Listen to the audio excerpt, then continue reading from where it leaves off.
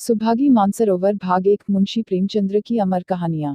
और लोगों के यहाँ चाहे जो होता हो, तुलसी महतो अपनी लड़की सुभागी को लड़के रामू से ज्यों भर भी कम प्यार न करत थे। रामू जवान होकर भी काठ का उल्लू था। सुभागी 11 साल की बालिका होकर भी घर के काम में इतनी चतुर और खेती बाड़ी के काम में इतनी निपुण थी कि उसकी माँ लक्ष्मी दिल में डरती रहती कि कहीं लड़की पर देवताओं की आंख न पड़ जाए। अच्छे बालकों से भगवान को भी तो प्रेम है। कोई सुभागी का बखान न करे, इसलिए वह अनायास ही उसे डांटती रहती थी। बखान से लड़के बिगड़ जाते हैं, यह भय तो न था, भय था नजर का। वही सुभागी आज 11 साल की उम्र में विधवा हो गई। घर में कोहराम मचा हुआ था। लक्ष्मी पछाड़े खाती थी, तुलसी सिर पीटते थे। उन्हें रोते देखकर सुभागी भी रोती थी। बार बार माँ से पूछती, क्यों रोती हो अम्मा, मैं तुम्हें छोड़कर कहीं न जाऊंगी, तुम क्यों रोती हो। उसकी भोली बातें सुनकर माता का दिल और भी फटा जाता था। वह सोचती थी, ईश्वर तुम्हारी यही लीला है। जो खेल खेलते हो, वह दूसरों को दुख देकर ऐसा तो पागल करते हैं। आदमी पागलपन करे तो उसे पागलखाने भेजते हैं, मगर तुम जो पागलपन करते हो उसका कोई दंड नहीं। ऐसा खेल किस काम का कि दूसरे रोएं और तुम हंसो। तुम्हें तो लोग दयालु कहते हैं, यही तुम्हारी दया है। और सुभागी क्या सोच रही थी। उसके पास कोठरी भर रुपये होते तो वह उन्हें छिपाकर रख देती। फिर एक दिन चुपके से बाजार चली जाती और अम्मा के लिए अच्छे अच्छे कपड़े लाती। दादा जब बाकी मांगने आते तो चट रुपये निकाल कर दे देती। अम्मा दादा कितने खुश होते। जब सुभागी जवान हुई तो लोग तुलसी महतो पर दबाव डालने लगे कि लड़की का घर कहीं कर दो। जवान लड़की का यूं फिरना ठीक नहीं। जब हमारी बिरादरी में इसकी कोई निंदा नहीं है तो क्यों सोच विचार करते हो। तुलसी ने कहा, भाई मैं तो तैयार हूं, लेकिन जब सुभागी भी माने। वह किसी तरह राजी नहीं होती। हरिहर ने सुभागी को समझाकर कहा, बेटी हम तेरे ही भले को कहते हैं। माँ बाप अब बूढ़े हुए, उनका क्या भरोसा। तुम इस तरह कब तक बैठी रहोगी। सुभागी ने सिर झुकाकर कहा, चाचा मैं तुम्हारी बात समझ रही हूँ, लेकिन मेरा मन घर करने को नहीं कहता। मुझे आराम की चिंता नहीं है। मैं सब कुछ झेलने को तैयार हूँ। और जो काम तुम कहो वह सिर आंखों के बल करूंगी, मगर घर बसाने को मुझसे न कहो। जब मेरा चाल कुचला देखना तो मेरा सिर काट लेना। अगर मैं सच्चे बाप की बेटी होंगी तो बात की भी पक्की होंगी। फिर लज्जा रखने वाले तो भगवान हैं। मेरी क्या हस्ती है कि अभी कुछ कहूँ। उजिर रामू बोला, तुम अगर सोचती हो कि भैया कमावेंगे और मैं बैठी मौज करूंगी तो इस भरोसे न रहना। यहाँ किसी ने जन्म भर का ठीका नहीं लिया है। रामू की दुल्हन रामू से भी 2 अंगुल ऊंची थी। मटक कर बोली, हमने किसी का कर्ज थोड़े ही खाया कि जन्म भर बैठे भरा करें। यहाँ तो खाने को भी महीन चाहिए, पहनने को भी महीन चाहिए, यह हमारे बूते की बात नहीं।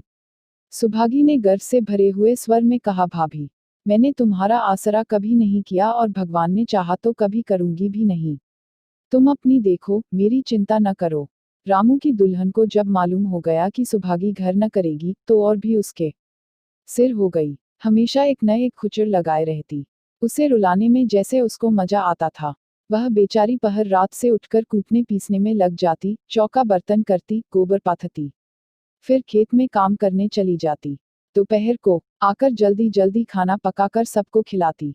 रात को कभी माँ के सिर में तेल डालती, कभी उसकी देह दबाती।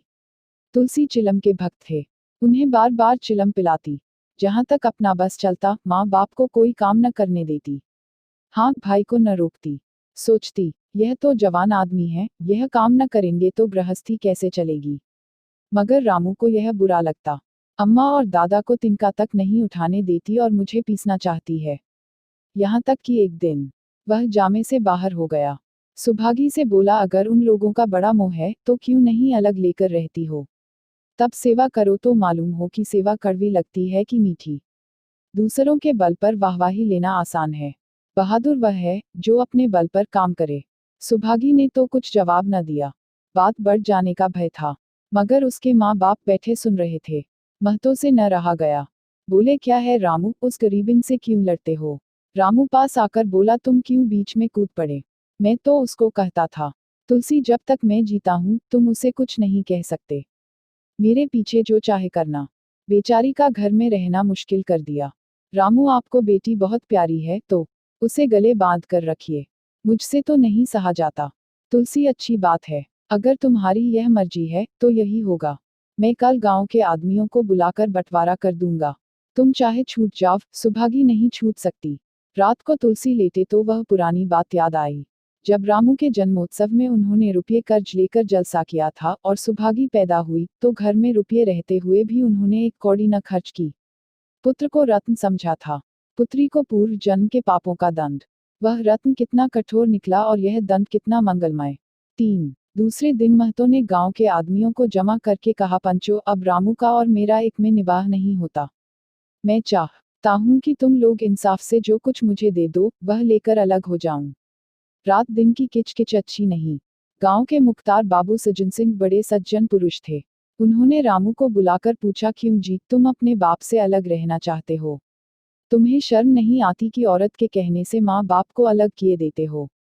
राम राम रामू ने ढिठाई के साथ कहा, जब एक में गुजर न हो तो अलग हो जाना ही अच्छा है।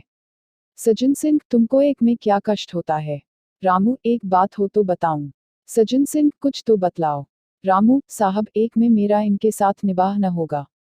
बस मैं और कुछ नहीं जानता। यह कहता हुआ रामू वहां से चलता बना। तुलसी, देख लिया आप लोगों ने इसका मिजाज। आप चाहे 4 हिस्सों में 3 हिस्से उसे दे दे, पर अब मैं इस दुष्ट के साथ न रहूंगा।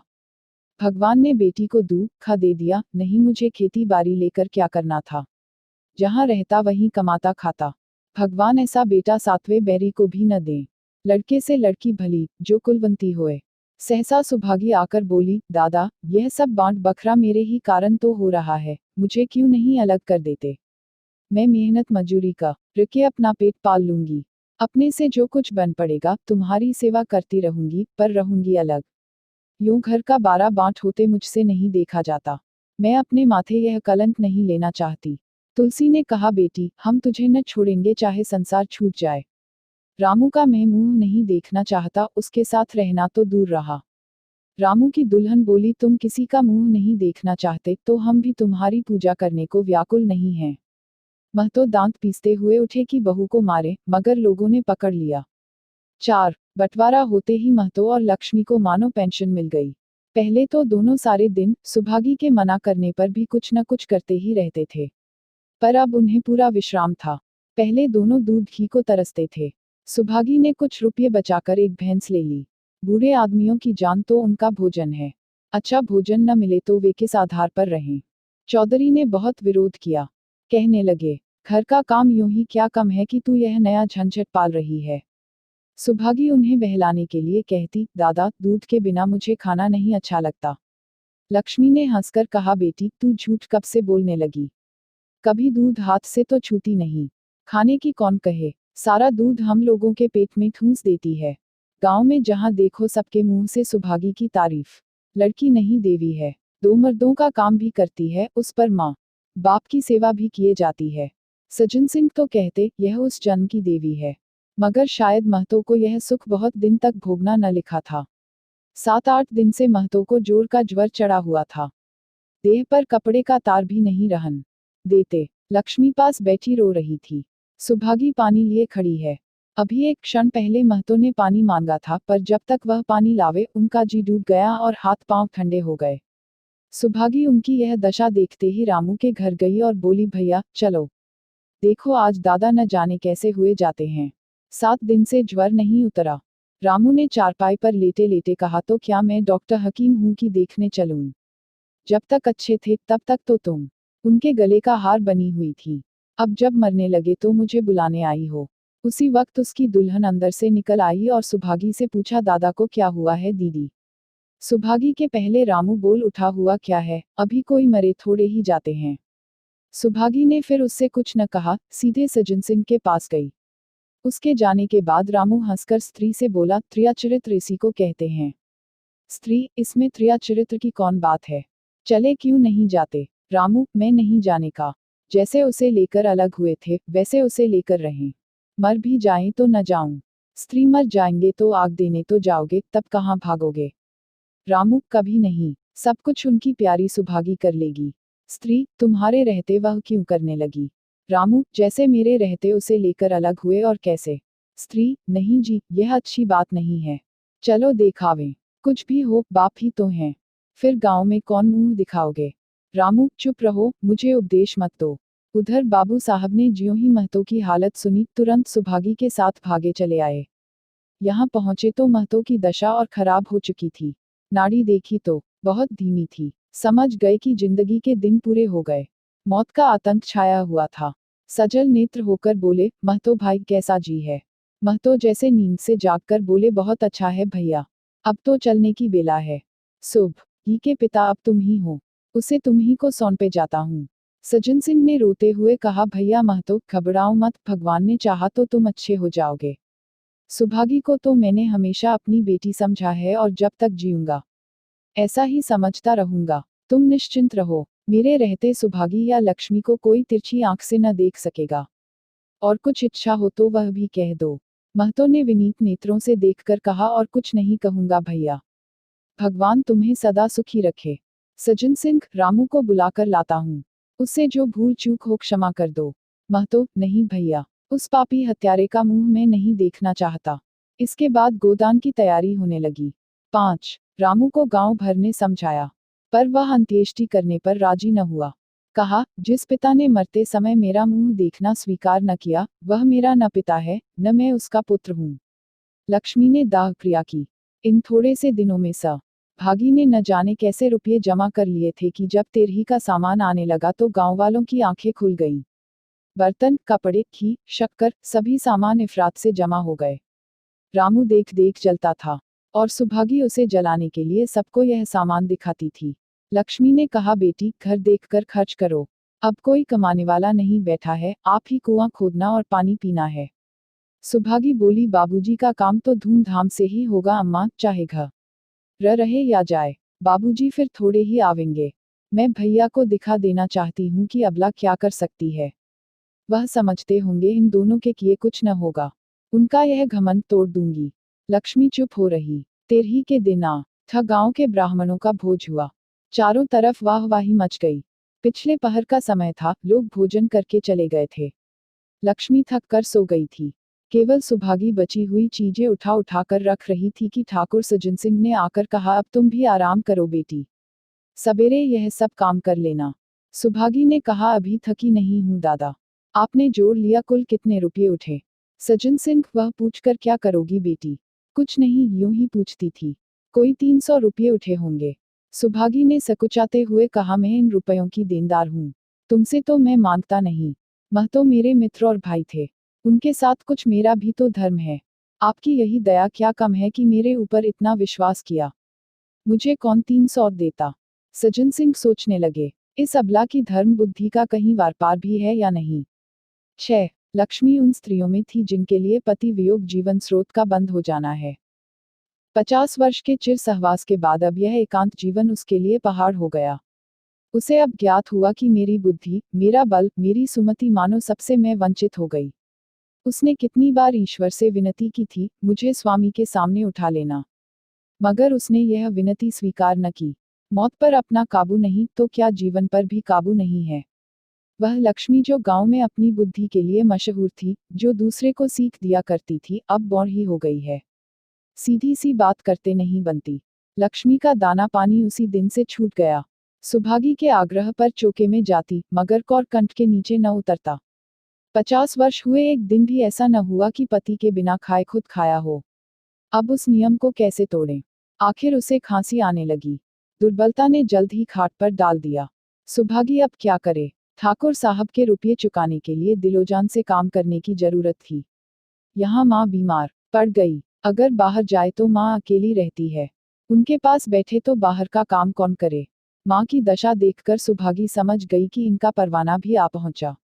महतो को भी तो यही ज्वर था। गांव में और किसे फुर्सत थी कि दौड़ धूप करता।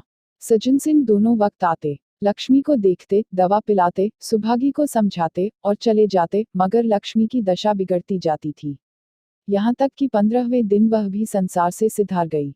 अंतिम समय रामू आया और उसके पैर छूना चाहता था, पर लक्ष्मी ने उसे ऐसी झिड़की दी कि वह उसके समीप न जा सका। सुभागी को उसने आशीर्वाद दिया, तुम्हारी जैसी बेटी पाकर तर गई। मेरा क्रियाकर्म तुम ही करना। मेरी भगवान से यही अर्जी है कि उस जन्म में भी तुम मेरी कोख पवित्र करो। माता के देहांत के बाद सुभागी के जीवन का केवल एक लक्ष्य रह गया, सज्जन सिंह के रुपये चुकाना। 300 पिता के क्रियाकर्म में लगे थे, लगभग 200 माता के काम में लगे, 500 का ऋण था और उसकी अकेली जान, मगर वह हिम्मत न हारती थी। 3 साल तक सुभागी ने रात को रात और दिन को दिन न समझा। उसकी कार्य शक्ति और पौरुष देखकर लोग दांतों तले उंगली दबाते थे। दिन भर खेती बाड़ी का काम करने के बाद वह रात को 4-4 पसेरी आटा पीस डालती। 30वें दिन 15 लेकर वह सज्जन सिंह के पास पहुंच जाती। इसमें कभी नागा न पड़ता। यह मानो प्रकृति का अटल नियम था। अब चारों ओर से उसकी सगाई के पैगाम आने लगे। सभी उसके लिए मुंह फैलाए हुए थे। जिसके घर सुभागी जाएगी उसके भाग्य फिर जाएंगे।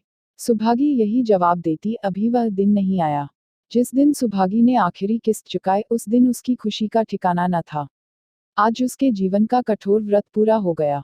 वह चलने लगी तो सज्जन सिंह ने कहा, बेटी तुमसे मेरी एक प्रार्थना है। कहो कहूं कहो न कहूं, मगर वचन दो कि मानोगी। सुभागी ने कृतज्ञ भाव से देखकर कहा, दादा आपकी बात न मानूंगी तो किसकी बात मानूंगी। मेरा तो रोया रोया आपका गुलाम है। सज्जन सिंह, अगर तुम्हारे मन में यह भाव है तो मैं न कहूंगा। मैंने अब तक तुमसे इसलिए नहीं कहा कि तुम अपने को मेरा देनदार समझ रही थी।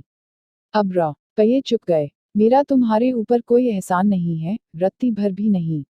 बोलो कहूं। सुभागी, आपकी जो आज्ञा हो। सज्जन सिंह, देखो इनकार न करना, नहीं मैं फिर तुम्हें अपना मुंह न दिखाऊंगा। सुभागी, क्या आज्ञा है। सज्जन सिंह, मेरी इच्छा है कि तुम मेरी बहू बनकर मेरे घर को पवित्र करो। मैं जात पात का कायल हूँ, मगर तुमने मेरे सारे बंधन तोड़ दिए। मेरा लड़का तुम्हारे नाम का पुजारी है। तुमने उसे बारहा देखा है। बोलो, मंजूर करती हो। सुभागी, दादा इतना सम्मान पाकर पागल हो जाऊंगी। सज्जन सिंह, तुम्हारा सम्मान भगवान कर रहे हैं बेटी। तुम साक्षात भगवती का अवतार हो। सुभागी, मैं तो आपको अपना पिता समझती हूँ। आप जो कुछ करेंगे मेरे भले ही के लिए करेंगे। आपके हुक्म को कैसे इनकार कर सकती हूँ। सज्जन सिंह ने उसके माथे पर हाथ रखकर कहा, बेटी तुम्हारा सुहाग अमर हो। तुमने मेरी बात रख ली। मुझ सा भाग्यशाली संसार में और कौन होगा।